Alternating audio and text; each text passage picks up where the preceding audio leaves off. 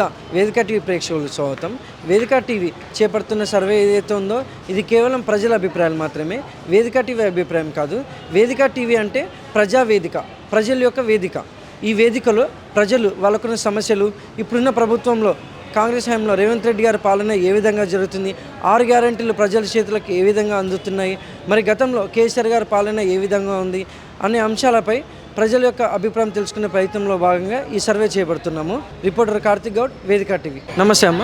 చెప్పండి సార్. మీ పేరమ్మా? సుమ, మెడితంపల్లి గ్రామం, ఆత్మకూరేస్ మండలం.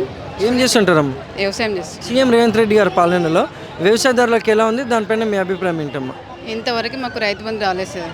మా బోనస్ కూడా రాలేదు, బోనస్ కూడా పడలేదు ఇంతవరకు. రుణమాఫీ కాలేదు మాకు. రైతుల కంటే ఇంతవరకు ఏమీ రాలేదు. మా ప్రాంతంలో అసలు ఏమీ రాలేదు. రుణమాఫీ కాలేదు. 1,00,000 ఉన్నది మాకు ఇంతవరకు. రుణమాఫీ కాలేదు, రైతు బంధు కూడా పడలేదు. బోనస్ ఇట్లా ఏం లేదు. గ్యాస్ డబ్బులు కూడా పడట్లేదు. ఎందుకు సార్ ఈ బస్సు ఫ్రీ పెట్టాడు? బస్సు ఫ్రీ పెట్టిన మాత్రం ఆడోళ్ళకి విలువ లేకుండా అయిపోయినది. బస్సు ఫ్రీ తీసేయాలి, కరెంటు బిల్లు కూడా తీసేయండి. రైతులకు ఇచ్చేదైతే రైతులకు ఇవ్వమనండి, అంతేగాని మాకు ఇవన్నీ వేస్ట్. అసలు రైతులకి విలువ ఇస్తే చాలు మాకు. రైతులకి రైతు బంధు, రుణమాఫీ, ఈ బోనస్ పెట్టాడు కదా, ఆ బోనస్ రైతు పండించిన పంటకి గిట్టుబడి ధర అంటూ పెట్టితే మాకు అదే చాలు, అంతే. అంతకు మించి ఎక్కువ రైతులకు ఏమీ వద్దు. ఇంకా మరి గతంలో కేసీఆర్ గారి పాలనపై మీ అభిప్రాయం ఏంటమ్మా? ఆ సార్ ఇచ్చాడండి, రైతు బంధు ఇచ్చాడు. రుణమాఫీ అంటే సరే కొంతమందికి అయినా, కొంతమందికి కాలేదు అనుకున్నాం. అదేదో లాస్ట్ మూమెంట్లో చేసాడు కాబట్టి కాలేదు. రైతు బంధు అయితే కంపల్సరీగా వచ్చేది. ఈసారి రైతు బంధు లేదు, రుణమాఫీ లేదు, ఏది లేదు. థ్యాంక్స్ అమ్మా. నమస్తే అమ్మా. మీ పేరమ్మా? నా పేరు అనసూర్య, మాది నాగారమ్మ. ఏం చేస్తారమ్మా? కూలి పని చేస్తాం సార్. సీఎం రేవంత్ రెడ్డి గారి పాలనపై మీ అభిప్రాయం ఏంటమ్మా? మాకు ఏమి ఇవ్వలేదు, ఇల్లు లేవు. మేము కిరాయి ఇంట్లో ఉంటున్నాం సార్. మాకు ఇల్లు కావాలి. మేము కిరాయికి బతుకుతున్నాం. కొడుకు చనిపోయిండు, భర్త చనిపోయిండు, కూలి చేసుకొని తింటున్నా. ఇందిరా మిల్లుకి దరఖాస్తు పెట్టిరా? ఇందిరా ఇల్లు దరఖాస్తు ఇచ్చిన, పేరు వచ్చింది, అనసూర్య అని వచ్చింది కానీ ఇప్పుడు మాకు పైసలు ఇచ్చేదా ఏందా తెలియదు. మరి గతంలో కేసీఆర్ గారి పాలనపై మీ అభిప్రాయం ఏంటమ్మా? కేసీఆర్ బాగానే చేసిండు, మాకు మంచిగానే పింఛని గిట్ట రాసిండు, ఇచ్చిండు. ఇక పిల్లలు హాస్పిటల్లో పుడితే ఇక పైసలు ఇచ్చిండు, 12,000 అట్లా. ఆ బేబీ సబ్బు, బేబీ పౌడరు అట్లా ఇచ్చిండు. కేసీఆర్ సీరా అని సీరలు ఇచ్చిండు దసరా పండుగకు. ఈయన వచ్చి ఏం బాగా చేయలే మాకైతే. ఇప్పుడు గ్యాస్ మాఫీ చేస్తాడు, గ్యాస్ లేదు. 2,500 అన్నారు, 2,500 లేవు. మళ్ళా పింఛని వేస్తా అన్నారు, పింఛని వేస్తలేరు. ఏం లేవు సార్ మాకైతే. ఈయన వచ్చి మాకేం బాగు పెట్టలేదు. థ్యాంక్స్ అమ్మా. నమస్తే అమ్మా. నమస్తే అండి. మీ పేరమ్మా? అరుణ, సూర్యాపేట, ఏం చేస్తారమ్మా?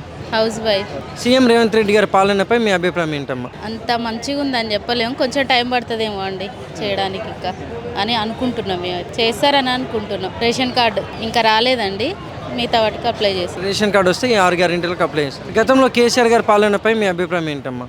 అది కూడా బాగానే ఉంది. అప్పుడు ఏం లేదు, మాకు ఏం రాలేదు సార్. అప్పుడు కూడా రాలేదు, ఇప్పుడు లేదు. అప్పుడు రేషన్ కార్డులు ఏం లేవు కదా సార్, ఇప్పుడే కొత్తగా పెట్టిరుగా. థ్యాంక్స్ అమ్మా.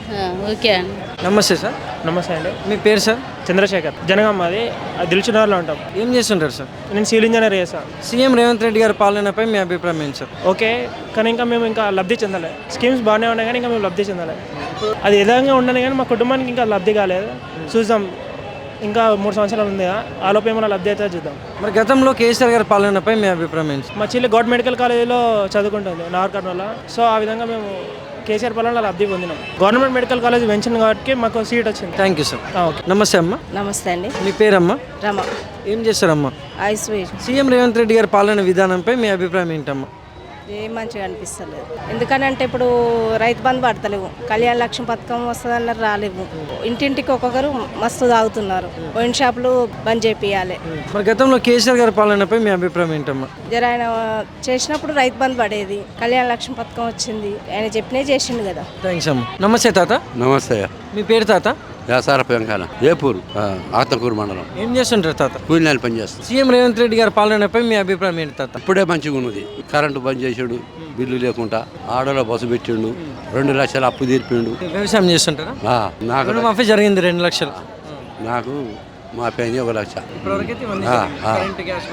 ఆయన ఓనికి అప్పులు మాఫీ చేస్తాడు, ఓనికి చేయాలి. కేసీఆర్ అది ఇస్తాడు, గొర్రెలు ఇస్తాడు, బర్రెలు ఇస్తాడు, డబుల్ బెడ్రూమ్లు ఇస్తాడు, ఎవరికి ఇవ్వాలి. వాడు అన్ని కూలిపోతాయి కట్టే. అంటే గతంలో కేసీఆర్ గారు చెప్పినవన్నీ చేయలే అంటారు. చేయలే. థ్యాంక్ యూ తాత. నమస్తే అండి. మీ పేరమ్మా? నా పేరు విజయ్ అండి. ఏం చేస్తారమ్మా? కూలి నెల చేస్తాం. మేము హాస్టల్ పనులు చేస్తాం.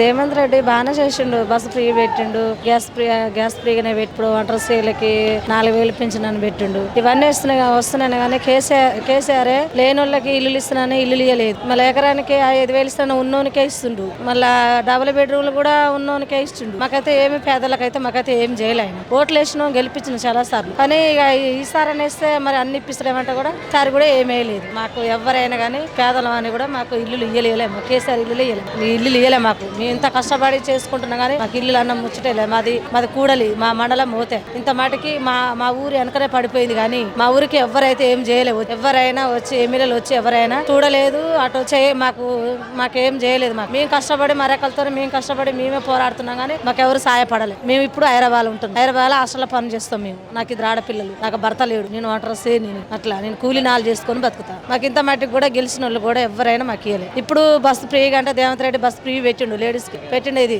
ఇప్పుడు గ్యాస్ పెట్టిండు. ఇప్పుడు 4,000 పింఛన్ అన్నాడు. మరి ఆ 4,000 కూడా ఇస్తాడు ఏడో మాకైతే తెలియదు. పెట్టిండు బస్సు మాత్రం ఫ్రీగా పెట్టిండు. ఇదైతే ఒప్పుకోవాల్సి. గ్యాస్ కూడా అని చెప్పిండు, గ్యాస్ కూడా ఒప్పుకోవాల్సిందిగా. ఇది కూడా 4 రోజులు. కరెంటు కూడా ఫ్రీ అన్నాడు, అది కూడా ఫ్రీగానే. మా కరెంటు బిల్లు లేదు, అది కూడా ఫ్రీగానే పెట్టి. ఈ 3 పథకాలు మంచిగా చేసిండే కానీ ఇంకా చేసేటి ఇంకా మూడు పథకాలు ఉన్నాయి. అవి చేసేది ఇంకా వెనకబడిపోతున్నాయి.